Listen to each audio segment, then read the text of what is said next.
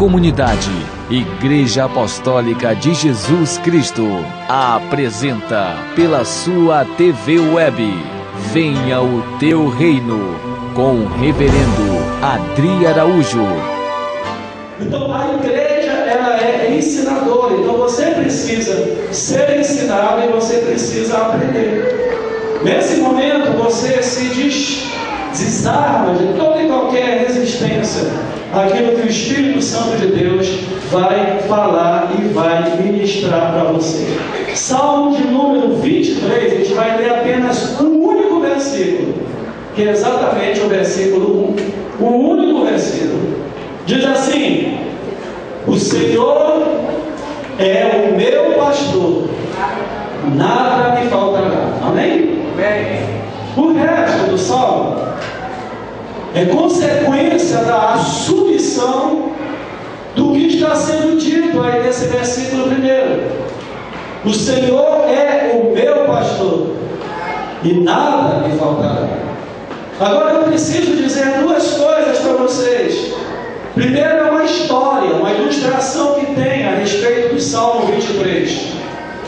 Essa ilustração diz que dois amigos foram criados juntos, desenvolveram uma amizade forte, e quando chegou em determinado ponto da idade deles, cada um tomou o seu rumo.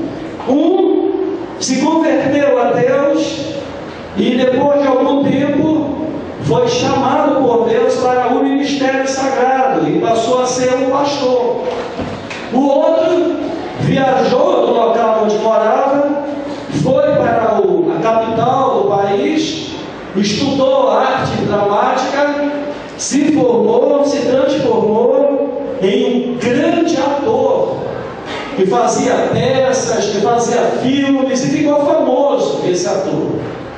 Muito tempo depois, os amigos comuns dos dois resolveram trazê-los para uma reaproximação e fizeram uma festa para os dois. E o local da festa estava lotado, muita gente, muita alegria. Em determinado momento da festa, alguém chamou o ator e disse assim para ele: você é um ator consagrado, você é um ator famoso, você é um ator premiado, então nós queríamos que você nos abrilhantasse aqui nessa festa, fazendo uma declaração, declamando o Salmo 23. E aquele ator, com todas as técnicas que ele tinha aprendido na arte dramática e na interpretação que ele fazia como ator, ele fez uma declamação do Salmo 23 como nunca ninguém antes tinha visto. E quando terminou de declamar o Salmo 23, todas as pessoas, todas que estavam no lugar, estavam aplaudindo por conta da interpretação que ele fez do Salmo 23. Depois, a mesma pessoa que pediu que ele declamasse o Salmo 23, pediu que o outro amigo, o pastor, lesse o Salmo 23. Você vê que já há uma diferença entre declamar e ler. Aí chamaram o pastor, que era amigo do ator, e pediu que ele lesse o Salmo 23. E quando ele terminou de ler o Salmo 23, todas as pessoas naquele lugar, todas, estavam chorando. O ator se aproxima do amigo pastor e diz assim para ele: eu conheço muito bem este salmo, mas eu estou vendo que você conhece o pastor. Amém. Quando ele diz: o Senhor é o meu pastor, havia uma identificação entre eles de dizer e saber o que ele estava dizendo. Então essa é a primeira coisa que eu tenho que dizer para você. A segunda coisa que eu tenho que te dizer é que originalmente esse texto foi escrito em hebraico. E originalmente em hebraico, quando você pega a Bíblia em hebraico e você lê o Salmo 23, escrito nesse versículo 1 que o Senhor é o meu pastor e nada me faltará. No original hebraico está escrito assim: o Senhor é o meu pastor e Ele me dá tudo o que eu preciso. Não é o que eu quero, porque muitas das vezes a gente pega esse texto e por falta desse conhecimento, a gente diz: a palavra está afirmando que o Senhor é o meu pastor e nada me faltará, mas na realidade, em mim, ao redor de mim, falta tudo. Então, essa palavra não é real para mim, não é verdadeira para mim. Alguma coisa deve estar acontecendo esquisito. Ou eu não sou ovelha dele, ou ele não é meu pastor, ou essa palavra não é verdadeira. A questão é que o Senhor, Ele é o meu pastor. O Senhor, Ele é o teu pastor. E Ele dá para você aquilo que você precisa. Muitas das vezes, nós estamos precisando, para a nossa vida, de um tratamento em nós, para quando nós recebermos aquilo que Deus tem para nós, nós possamos saber usar. Porque se nós não tivermos o tratamento de Deus, quando recebermos de Deus aquilo que Ele vai nos dar, correremos um risco muito grande de virarmos as costas para Ele. E Deus, Ele não tem só a intenção de me dar o suprimento da minha necessidade imediata material. Deus tem o interesse de dar para mim o suprimento primeiro da minha necessidade espiritual. Porque eu tenho que entender uma coisa, você tem que entender uma coisa. Antes de nós sermos matéria, nós somos espírito. E antes de as coisas se manifestarem no plano físico, elas se manifestam no reino espiritual. Por isso que quando nós vamos fazer alguma coisa em relação à batalha espiritual, nós repreendemos no reino do Espírito, nós amarramos no reino do Espírito todo principado, toda potestade, toda manifestação maligna, para que aquilo que nós estamos fazendo aqui no plano físico obtenha o sucesso que nós queremos. Porque antes de se materializar no plano físico, manifesta no plano espiritual. A palavra de Deus, ela nos diz, ela nos garante, ela nos afirma que nós, em Cristo Jesus, já fomos abençoados por Deus com toda sorte de bênção nas regiões celestiais. Agora entenda comigo e raciocine comigo o que eu vou lhe dizer. Todos nós, eu me incluo aqui, queremos e desejamos, por exemplo, uma mudança forte na nossa vida econômica. Quem não quer ser abençoado nessa área? Quem não quer ter nessa área a bênção da abundância, da prosperidade? Mas eu quero lhe dizer que essa bênção da abundância e da prosperidade, Deus já nos deu nas regiões celestiais. Nas regiões celestiais, há um depósito para nós, feita em nosso nome. E esse depósito feito no nosso nome é individual e intransferível, é seu. Ele depositou para você. Agora, para você ter acesso àquilo que Ele já lhe deu no reino espiritual,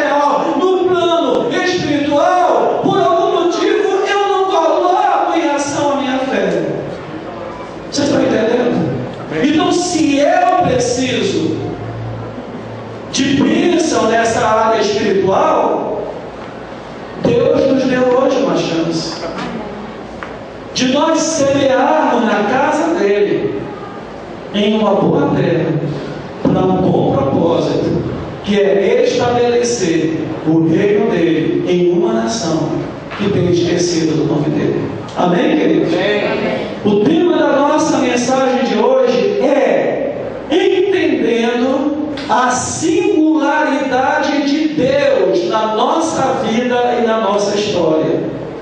Eu preciso entender a singularidade de Deus na nossa vida, na minha vida e na minha história. Por quê? Porque Deus, ele é singular, ele não é plural. Amém? Deus, ele é singular, ele não é plural. Por quê? Porque ele é singular pelo fato dele ser único e não há outro além dele. Ele é o único Senhor. Ele é aquele que se estabelece e que se manifesta como sendo o único Deus verdadeiro. Ele diz assim: antes de mim nenhum Deus se criou, e depois de mim nenhum outro haverá. Eu sou o Senhor. Amém. O único e verdadeiro. Por isso, ele é para mim e para você singular. Ele não é plural. Ou seja, eu não preciso de um panteão de deuses. Eu não preciso de um Deus que me abençoe economicamente. Eu não preciso de um Deus que me abençoe na minha fertilidade. Eu não preciso de um Deus que me abençoe na minha saúde. Eu preciso do único Deus verdadeiro, Senhor, que é singular para mim. E Ele diz na sua palavra que Ele é o meu pastor. Ele é o seu pastor. Ele oferece-se para você. Nesse texto e na continuidade desse texto, existe uma declaração extremamente revolucionária. Esse Salmo 23, ele traz revelações profundas de Deus para nós. Esse Salmo 23, ele é para um seminário de 23 ministrações. Nós iremos fazer nessa igreja. E as revelações que esse Salmo traz é de uma forma tremendamente forte na nossa vida. Se nós assumirmos, se nós aceitarmos e se nós colocarmos em prática aquilo que ele está dizendo. E Davi afirma nesse salmo, dizendo que ainda circunstancialmente, ainda que por força das condições eu ande pelo vale da sombra e da morte, não temerei mal nenhum, porque tu estás comigo. Mas quando ele escreveu isso, e quando ele disse isso, ele não viu Deus materializado perto dele. Não havia a materialização de Deus ali perto dele. Mas ele tinha convicção de que Deus estava com ele, como Deus está conosco nessa hora. Amém, amém, queridos? Segunda coisa que esse salmo revela também, de forma revolucionariamente forte, é que Deus expõe os teus adversários ao ridículo. Deus ridiculariza com os teus adversários.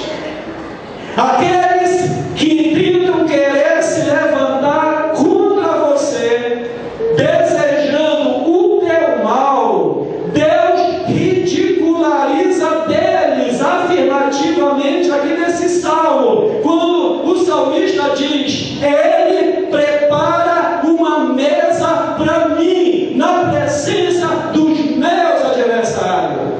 Os caras estão ali prontos para me levar, estão torcendo para me cair, estão torcendo pela minha destruição. Mas Deus, o Senhor, que é o único e que é o meu pastor, Ele prepara uma mesa para mim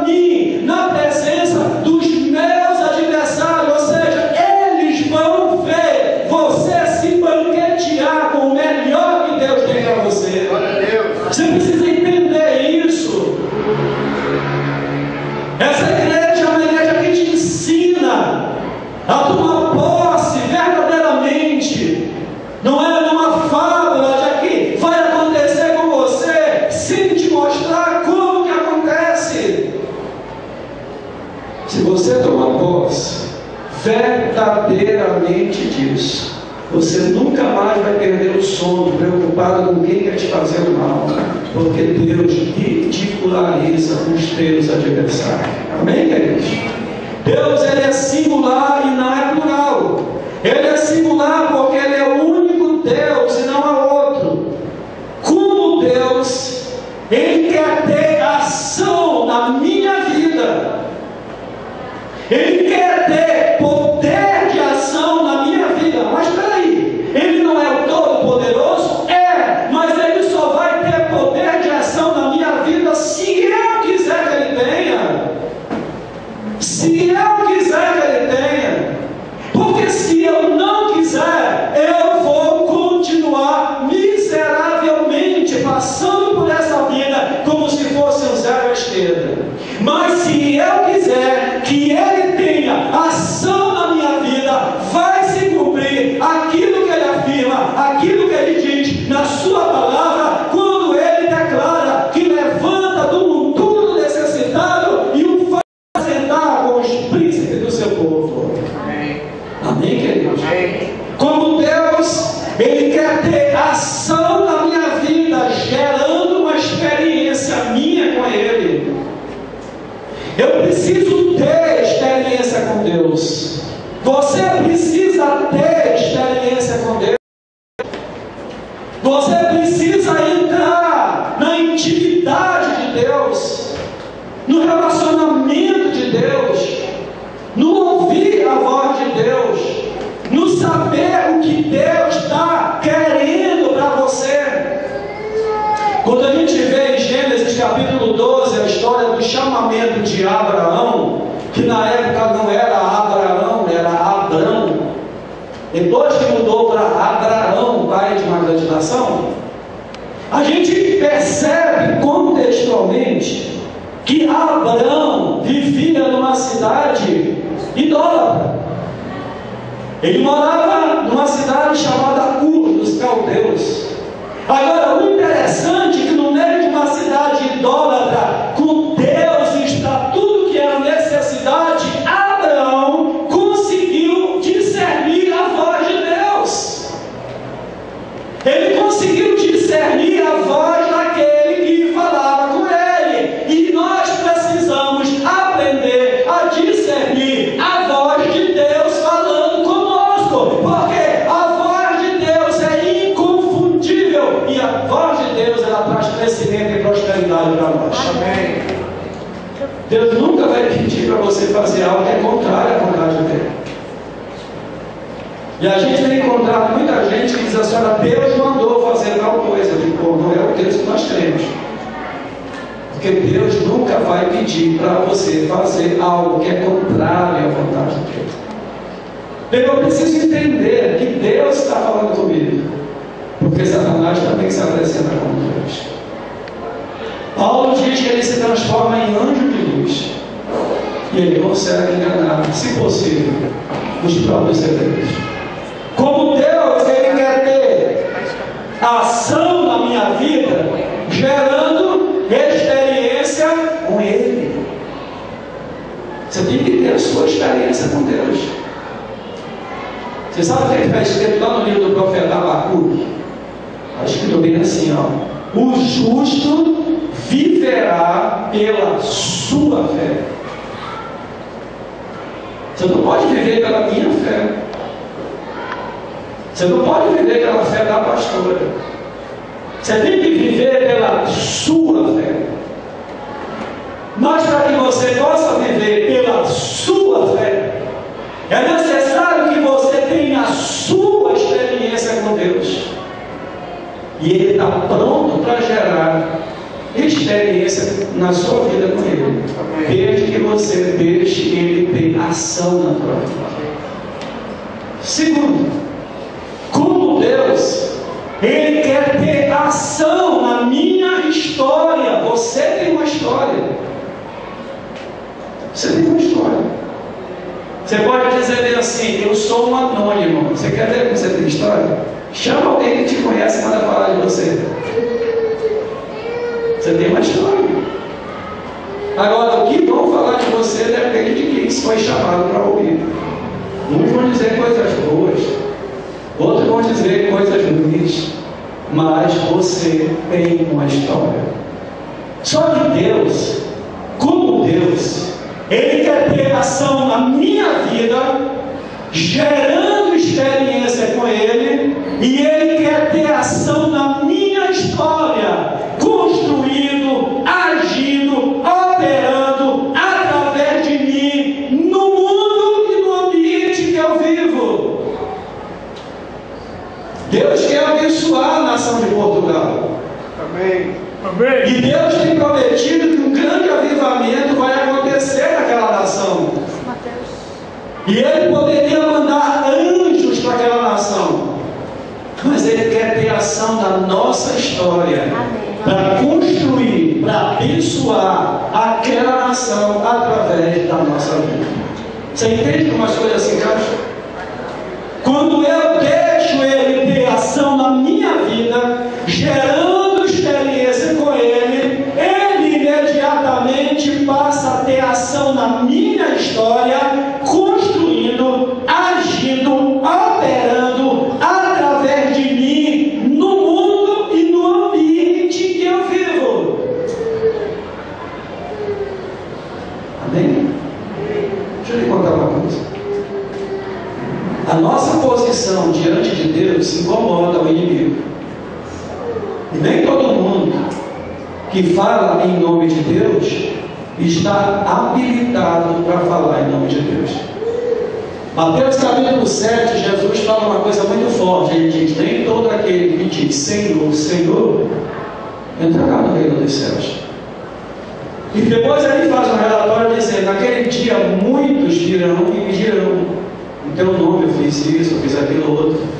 E ele vai dizer: eu nunca vos conhecer. Mas quando você assume uma posição diante de Deus, incomoda aqueles que não estão a serviço de Deus e que usam o nome de Deus, mas estão a serviço do inimigo. Esse final de semana eu tive uma experiência com isso. Não vou mencionar o nome, mas uma pessoa que usa o nome de Deus nessa cidade, que não tem nenhum testemunho, nenhum, e que se houvesse uma lei que intervisse isso, essa pessoa tinha que estar presa. Essa pessoa me passou uma mensagem. E quando essa pessoa passou uma mensagem para mim, eu respondi para ela dizendo o seguinte: por favor, erre o meu telefone. Não entre em contato comigo, nem por mensagem, nem por voz, porque eu não quero, não tenho nenhum contato com você. Aí a pessoa respondeu para mim bem assim: tá bom, mas você não podia me ofender, porque isso não se encaixa com a sua aparência de santa alma. Porque a palavra de Deus diz: sede santo, porque eu, Senhor, sou santo. E quando você procura viver a santidade de Deus, incomoda aqueles que estão falando em nome de Deus, mas que não estão a serviço dele. Aí eu respondi e disse assim: eu prefiro ser um santarão, porque é o que a palavra de Deus diz: sede santo, porque eu sou santo, do que ser um prostituto espiritual. Pronto, isso aí eu falo. Você entende como é que são as coisas? É nessa forma que você deve manifestar em ter experiência com Deus e deixar Deus agir na tua história. Porque a tua posição, a tua atitude que você vai assumir, vai se condizer com aqueles que são de Deus, mas vai incomodar aqueles que não são. Porque o normal, hoje, na vida e na história, é você usar o nome de Deus na teoria, mas não viver o nome de Deus na prática. Mas o que Deus quer é que você viva na prática o nome dele, mesmo que você leve o nome de quadrado, mesmo que você leve o nome de antiquado, mesmo que você leve o nome de santarrão, se regozije nisso, porque é isso que Deus quer para você. Amém, queridos? Agora, para que aconteça essa ação de Deus na minha vida e na minha história, eu preciso ter consciência de algumas coisas que farão a diferença em mim. Para que Deus possa ter ação na minha vida e para que Deus possa ter ação na minha história, eu preciso ter consciência de algumas coisas que farão a diferença em mim. E aqui eu peço a sua atenção. Primeiro, meu irmão, não na teoria, em nome de Jesus.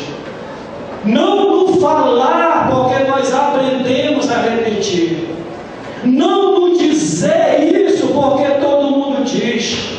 Mas assumindo na minha vida, na minha consciência, no meu dia a dia, em todas as coisas que eu fizer, em todos os empreendimentos que eu for fazer, aonde eu for, não importa em que lugar, eu preciso ter consciência de uma coisa que vai ser o diferencial na minha vida, e essa consciência é de que o Senhor, Ele é o meu pastor.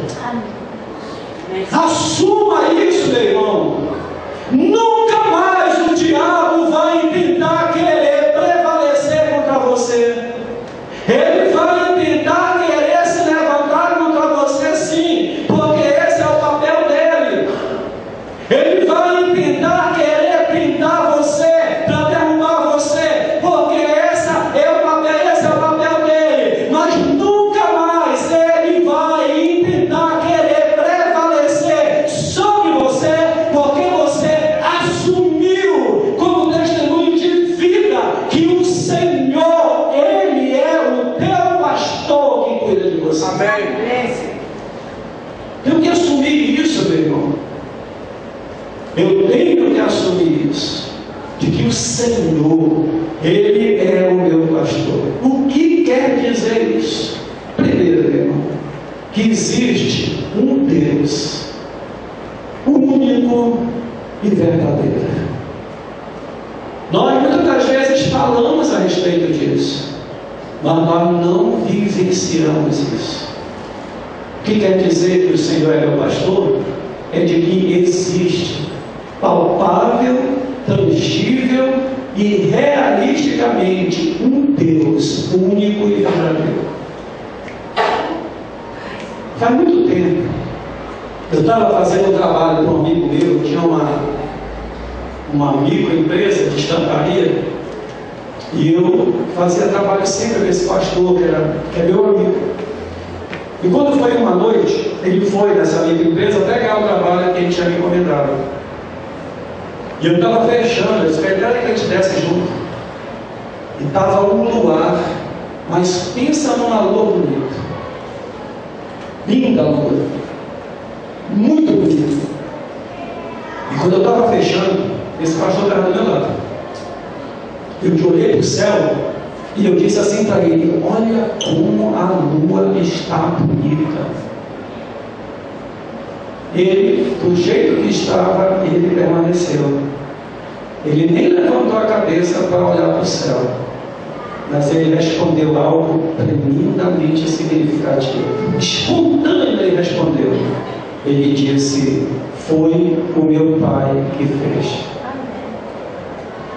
Foi o meu pai que fez. Você sabe o que é isso? É intimidade com o Senhor, Deus absoluto, que é o meu pastor.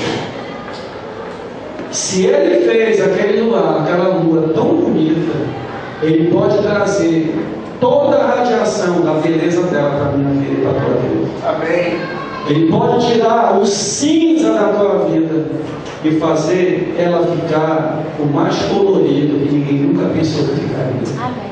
Ele pode tirar todo o azedume da tua vida e colocar nela o sabor mais gostoso que você nunca imaginou que teria. Amém.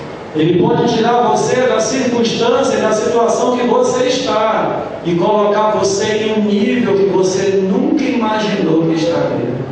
Satanás apostou todas as fichas que você não conseguiria, que você não chegaria, que você não seria, mas o Deus único e verdadeiro, que é o teu Senhor, Ele quer mudar essa história. Amém. Ele quer mudar essa história e Ele quer fazer o melhor em você. Primeiro, eu preciso entender que existe um Deus único e verdadeiro. Segundo, Ele quer relacionar-se comigo como um pastor. Como é que a gente se relaciona com Deus? Tem gente que se relaciona com Deus como um ser impessoal. Tem gente que se relaciona com Deus como um ser distante. Tem gente que se relaciona com Deus como um ser muito ocupado. Como pastor, ele quer o melhor para as suas ovelhas.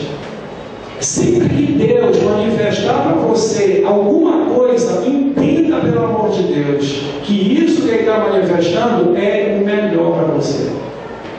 Até no demorar de lhe dar o que você está querendo, tenha certeza de uma coisa: se não recebeu ainda, é porque Ele está tratando com você.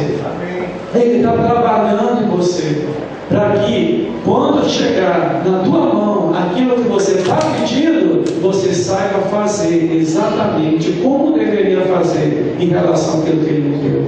Lembre uma coisa, eu acho que você já deve ter tido essa experiência, principalmente quem tem sítio, que vai assim para a estrada. Se nós olharmos para o céu aqui fora agora, a gente não vai ver muita coisa, por causa da iluminação aqui da cidade. Mas se você for para um sítio, você for para um acampamento, para a estrada, e numa noite bem escura você sair e olhar para o céu, você vai se surpreender. Você vai ver as estrelas bem brilhantes. Sabe por quê? Porque o nosso Deus, que é o nosso pastor, Ele faz com que na tua vida, quando o teu céu estiver muito escuro, as estrelas dele na tua vida vão estar mais brilhantes. Amém? Não tenha dúvida. Não tenha dúvida. Você só precisa entender e aceitar isso, colocar no teu coração, e a partir desse momento viva o melhor da tua vida em confiança e confiabilidade nele, porque Ele é o teu pastor. Amém? O Senhor é o teu pastor. Então, característica do pastor: ele cuida das ovelhas, ele oferece cobertura às ovelhas, ele providencia o alimento para as ovelhas, ele conduz as ovelhas por um bom caminho e ele quer o melhor para as suas ovelhas. Agora, isso é bom, né? Tudo que nós falamos aqui é bom, ótimo e agradável. Agora, condições para eu ser ovelha. Condições para eu ser ovelha. Deixa eu lhe contar uma coisa que é tradição em Israel. Se você tiver dúvida sobre o que eu vou lhe dizer agora, chegue em casa, acesse o Google e coloque lá, e você vai ver o que eu estou, a comprovação do que eu estou lhe dizendo. O pastor de ovelhas em Israel, não sei em outro lugar, em Israel, ele tem uma particularidade para cuidar das ovelhas. Ele está aqui com aquele rebanho, aquela coisa toda. Ele está conduzindo as ovelhas, mas lá pelas tantas tem uma ovelha que não quer ficar no meio, não quer ficar no bando, ela quer sair, ela corre para um lado, ele tem que ir atrás, as outras se dispersam, ou seja, ela dá trabalho para ele. Você sabe o que ele faz? Ele pega essa ovelha e ele quebra as duas pernas dela na frente. Tua vara e o teu cajado ele consola. Ele quebra as duas pernas dela na frente. Quando ele quebra as duas pernas na frente, parece o quê? Uma malvadeza, né? Aí ele passa a carregar essa ovelha no seu ombro. Ele coloca a ovelha no seu ombro e sai conduzindo todas as outras enquanto ele cuida da perna que ele quebrou. Quando ela tem a sua perna recuperada e ela fica boa, ela nunca mais se afasta do perto dele. Ela sempre é colada junto com ele, acompanhando a rebanho. Isso é uma tradição, é um método que eles trabalham. Então, nós queremos que o nosso Senhor e o nosso Deus seja o nosso pastor, mas nós não queremos que Ele venha tocar na nossa terra. Não queremos. Escuta uma coisa. Muitas das vezes, nós queremos ouvir aquilo que vai ser agradável aos nossos ouvidos. Mas quando alguém é sincero em lhe dizer uma coisa, ele não vai nunca dizer para você o que você quer ouvir. Quando alguém verdadeiramente é sincero e quer ajudar você, ele vai dizer o que você precisa ouvir. Ele não vai dizer o que você quer ouvir. Ele vai dizer aquilo que você precisa ouvir. Muitas das vezes, aquilo que você precisa ouvir começa com uma expressão assim: tome vergonha na cara. É sério, gente. É porque o cara está precisando ouvir. Meu irmão, me perdoe. Mas tome vergonha na cara e haja dessa forma, desse jeito, assim, assim, assim, porque em fazendo assim você vai estar entrando na rota da bênção de Deus. Em não fazendo assim você vai estar entrando em rota de colisão com Deus e você não vai ser abençoado. Como eu quero que você seja abençoado, então a palavra que eu tenho para lhe dizer, meu irmão, agora é nessa hora. Vocês conhecem o apóstolo René Terra Nova, da Igreja da Restauração? O Ministério da Restauração começou na Joaquim Nabuco, onde funcionava o Cinema Novo, e não começou com esse nome. Começou com o nome Primeira Igreja Batista da Restauração. Um amigo meu trabalhou comigo na estamparia. Ele, Francimar, o nome dele, ele era um cara bacana, de uma família muito boa, de uma gente fina, o cara. Só tinha um problema, ele tinha uns deslizes, porque ele tinha tido envolvimento com drogas. Então, ora ele estava consumindo, ora ele estava se abstendo, aquela coisa toda. Aí ele se converteu lá na Primeira Igreja Batista da Restauração. Quando ele se converteu lá, ele procurou, não era apóstolo ainda, era o pastor de Terra Nova. Ele procurou o Terra Nova e disse para ele: olha, eu tenho um problema, sou dependente químico, eu tenho mais oscilações, ora eu consumo, ora eu me abstenho, mas eu não consigo me livrar, não consigo me libertar, eu queria uma ajuda. Aí o Terra Nova pegou, ele assumiu um compromisso com ele e mandou ele para o centro de recuperação. O cara foi. Rapaz, o cara passou lá uns meses, o cara voltou outro homem. Pensa numa figura de outro homem. Não demorou muito tempo, o cara cai de novo. Resumindo a história, ele teve umas 3 idas para o centro de recuperação, voltava bom e depois de um determinado tempo ele caía. Depois de umas 3 idas para esse centro de recuperação, quando um dia o pastor Terra Nova estava pregando, isso está na história da Igreja Batista da Restauração, estava pregando, esse rapaz entrou para assistir o culto. Quando ele entrou, o Terra Nova pegou o microfone, passou para um líder da igreja, saiu do altar, saiu do culto, no meio de todo mundo, pegou o rapaz pelo braço, literalmente saiu arrastando ele pela igreja, chegou lá na porta, jogou ele lá fora e disse: eu prefiro que você seja um safado assumido do que um crente sem vergonha. Tudo, né? Pesado, né? Lá naquele chão, naquela situação, esse rapaz verdadeiramente se converteu a Jesus. Hoje, ele é um dos 12 do Terra Nova. Prefiro que você seja um safado assumido do que um crente sem vergonha, e jogou ele lá fora. Mas se ele não tivesse feito isso, ele continuaria nessas oscilações. Mas porque ele é um bom pastor, cuidou da ovelha quebrando a perna dela. E quando ele se sentiu lá no chão, jogado, viu tudo, as chances e oportunidades que ele teve, e não aproveitou, ali ele teve um genuíno arrependimento e se converteu a Deus e não precisou mais nem de recuperação. Porque quando você tem um encontro verdadeiro com Deus, você não precisa de mais nada, meu irmão. Mais nada. Preciso confessar para vocês, não é um pecado, é uma oscilação que eu tive e me dei mal. Domingo passado, eu estava aqui na igreja, eu ia ministrar, eu ia pregar sobre o voto da chavezinha. O grupo de louvor estava tocando, estava cantando, e eu senti muitas dores no meu coração. Parecia que tinha uma prensa assim apertando o meu tórax. Eu já tinha acertado com a Leonora, então eu não iria na segunda-feira trabalhar, porque eu ia procurar um cardiologista. Estava tudo certo já. Aí eu orei a Deus e falei: Deus, eu não vou pregar, porque na mensagem que eu vou pregar tem um texto que diz que nada, absolutamente nada, vou te causar dano, e eu não posso falar isso porque eu estou com esse problema aqui. A menos que tu me cure. Coloquei a mão no meu coração e senti um alívio de Deus. Senti como se tivesse assim, suflado na minha vida. Assim. Senti. Legal. Preguei, dei o testemunho para vocês. Domingo fui para a igreja, fui para casa dormir, segunda dormir, terça dormir aqui, desde novo testemunho, dormi e tal. Na quarta-feira, foi quarta-feira, tinha acabado de cuidar dos gatos, trocar areia, trocar comida. tomei banho. Quando eu ia deitar, olha só, um vacilo. Quando eu ia deitar, eu fiz bem assim, meu Deus. Eu acho que eu vou fazer uma inalação. Não é? Acho que eu vou fazer uma inalação, porque eu vou fazer inalação toda noite para poder dormir. Eu vou já fazer uma inalação. Sabendo uma coisa? Eu peguei lá o remédio todo, o Terotec, soro fisiológico, o outro lá, o Fumicil, tá, todo, peguei o inalador, marquei o tempo, fiz a inalação. No outro dia eu me acordei todo arrebentado.